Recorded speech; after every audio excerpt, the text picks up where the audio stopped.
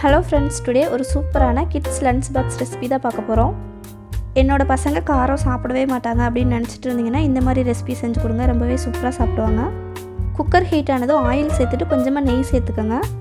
இந்த ரெசிபியோட அளவு பார்த்திங்கன்னா நம்ம கரெக்டாக 2 பேத்துக்கு செய்கிறோம். 2 டேபிள் ஸ்பூன் நெய் சேர்த்துக்கலாம். நம்ம சேர்த்துருக்க எண்ணெயும் நெய்யும் நல்லா சூடானதுக்கப்புறம் பட்டை, கிராம்பு, ஏலக்காய் எல்லாத்துலேயுமே 2 பீஸ் சேர்த்துக்கலாம். பொடியாக கட் பண்ணி வச்சுருக்க 2 மீடியம் சைஸ் வெங்காயம் இதில் சேர்த்துக்கலாம்.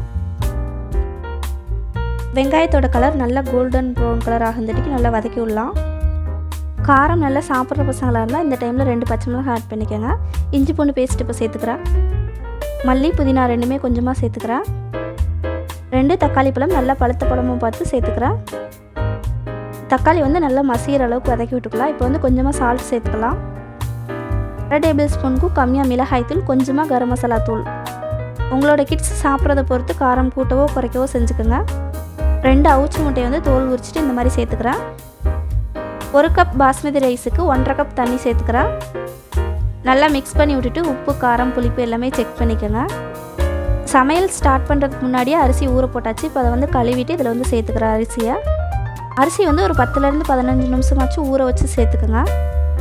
இப்போது குக்கர் க்ளோஸ் பண்ணிவிட்டு ஒரு விசில் விட்டு எடுத்துக்கலாம்.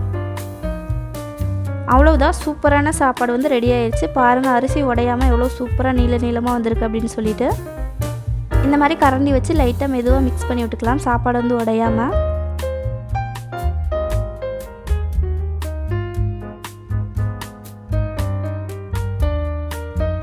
இப்போது கொஞ்சமாக இது மேலே மல்லித்தலை தூவிட்டு நம்ம டிஃபன் பாக்ஸில் சர்வ் பண்ண வேண்டியதான்.